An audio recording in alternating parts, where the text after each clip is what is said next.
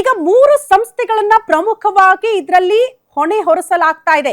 ಒಂದ್ ಕಡೆ ಆರ್ಸಿಬಿ, ಮತ್ತೊಂದು ಕಡೆ ಡಿಎನ್ಎ, ಕೆಎಸ್ಸಿಎ. 3 ಸಂಸ್ಥೆಗಳಿಗೆ ಸಂಬಂಧಪಟ್ಟಂತೆ ಈಗ ತನಿಖೆ ಆಗಿದ್ದು ಕೆಲವರ ಬಂಧನ ಕೂಡ ಆಗ್ತಾ ಇದೆ. ಚಿನ್ನಸ್ವಾಮಿ ಸ್ಟೇಡಿಯಂನಲ್ಲಿ ಕಾಲ್ತುಳಿದ ಕೇಸ್ಗೆ ಸಂಬಂಧಪಟ್ಟಂತೆ RCB marketing head Nikhil Sosale ಬಂಧನ ಆಗಿದೆ.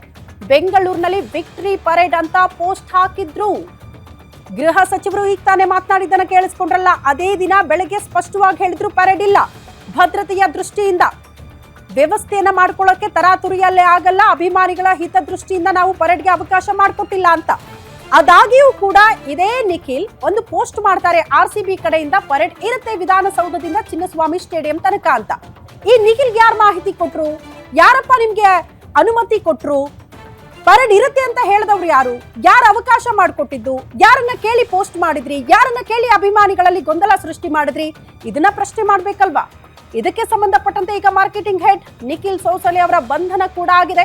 ಇವೆಲ್ಲ ಕಾರಣಗಳಿಗೆ ಸಂಬಂಧಪಟ್ಟಂತೆ ಅವ್ರನ್ನ ವಿಚಾರಣೆಗೆ ಒಳಪಡಿಸಲಾಗುತ್ತೆ. ನಿಖಿಲ್ ಸೂಚನೆಯಂತೆ ಈ ಕಡೆ ಡಿಎನ್ಎ ಮ್ಯಾನೇಜ್ಮೆಂಟ್ ಕಂಪನಿ ಕೂಡ ವ್ಯವಸ್ಥೆಯನ್ನ ಮಾಡ್ಕೊಳ್ತಾ ಹೋಗುತ್ತೆ. 22 ಗೇಟ್ಗಳ ಪೈಕಿ 3 ಗೇಟ್ಗಳು ಮಾತ್ರ ಓಪನ್ ಆಗಿರುತ್ತೆ. ಲಕ್ಷಾಂತರ ಜನ ಸೇರಿರುವಂತಹ ಕಾರ್ಯಕ್ರಮದಲ್ಲಿ 3 ಗೇಟ್ ಅಲ್ಲಿ ನೂಕು ನುಗ್ಗುಲ ಆಗದೆ ಇನ್ನೇನಾಗುತ್ತೆ?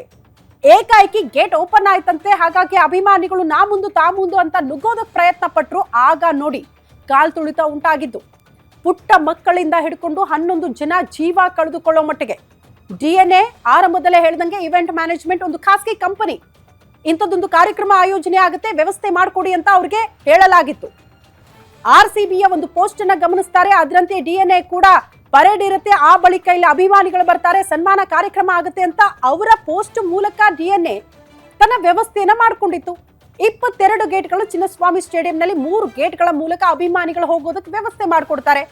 ಆದ್ರೆ ಆ 3 ಗೇಟ್ಗಳ ಪೈಕಿ ಒಂದು ಚಿಕ್ಕ ಗೇಟ್, ಆ ಚಿಕ್ಕ ಗೇಟ್ ಅಲ್ಲಿ ಜನ ಲಕ್ಷ ಸಂಖ್ಯೆಯಲ್ಲಿ ಸೇರಿದ್ರು.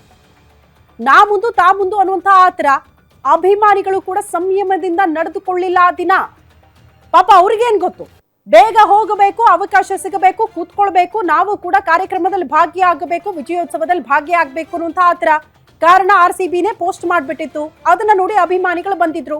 ಎಲ್ಲಾ ಕಡೆ ಕೂಡ ಆರ್ಸಿಬಿ ತಪ್ಪು ಮಾಹಿತಿ ಕೊಡೋ ಮೂಲಕ ಕೆಎಸ್ಸಿಎ ಅವ್ಯವಸ್ಥೆಯಿಂದ ಕಾರ್ಯಕ್ರಮ ಕೂಡಿತ್ತು ಅನ್ನೋ ಕಾರಣಕ್ಕೆ 11 ಜನ ಅಮಾಯಕರ ಜೀವ ಬಲಿಯಾಯಿತು ಅನ್ನೋದು ಬಹಳ ಸ್ಪಷ್ಟವಾಗಿ ಗೊತ್ತಾಗ್ತಾ ಇದೆ.